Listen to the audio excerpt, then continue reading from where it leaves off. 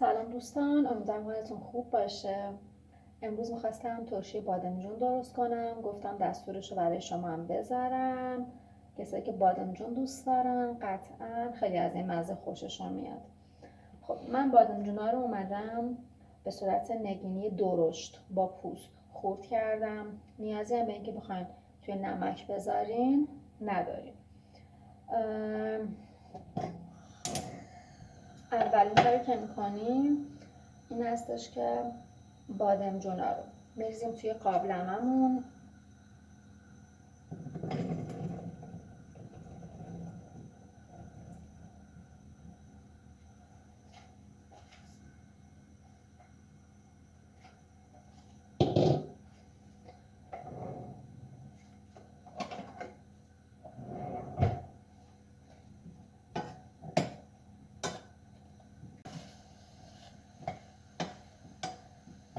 بعد سرکه‌مون رو اضافه میکنیم. هم سرکه سفید میتونید بریزین، هم سرکه قرمز.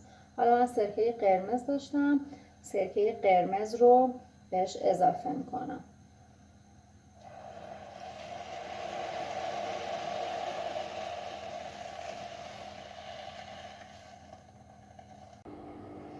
بعد درش رو میذاریم و اجازه میدیم که حدوداً 20 دقیقه با شعله کم یک مقدار این بادمجونا پخته بشن.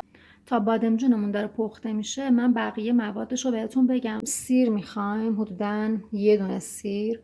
فلفل تند من 2 تا گذاشتم، ولی خب فکر میکنم یه دونش رو استفاده بکنم چون که فلفلش خیلی تنده. جوز هندی دارم که رنده میکنم میریزم.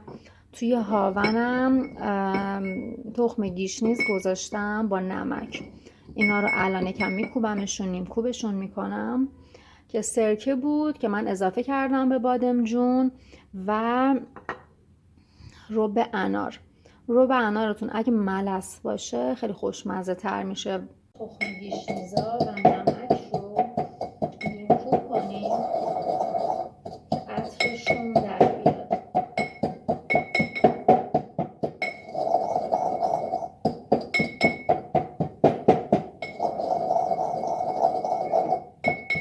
میتونید سیرم به این اضافه کنید و بکوبینشون، ولی من ترجیح میدم سیر رو رنده کنم.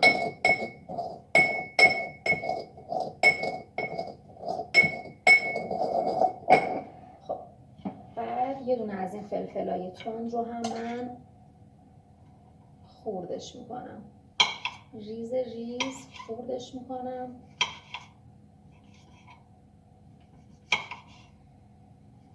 دوتاش زیاده، یه دونه میریزم چون فلفلش خیلی تنده.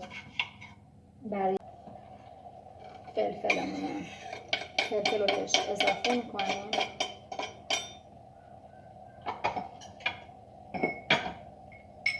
نمک و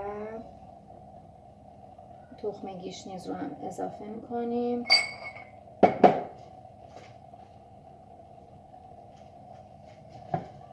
دوباره یه کوچولو به هم میزنیم.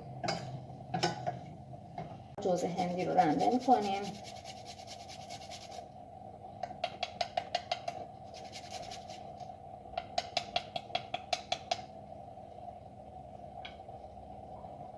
بعد سیر رو رنده میکنیم.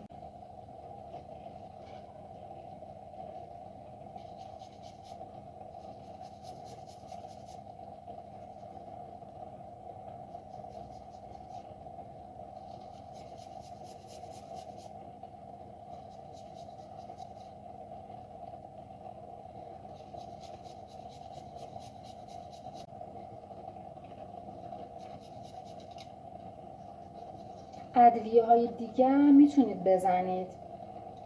من الان فقط یه کوچولو دیگه فلفل سیاه به خاطر عطرش بهش اضافه میکنم.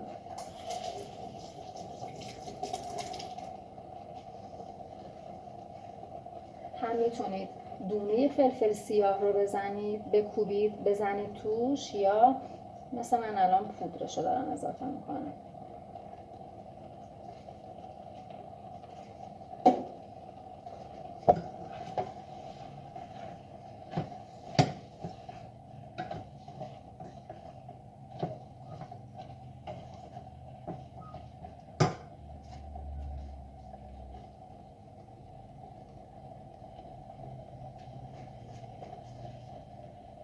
و الان دیگه رب انارمون رو بهش اضافه میکنیم.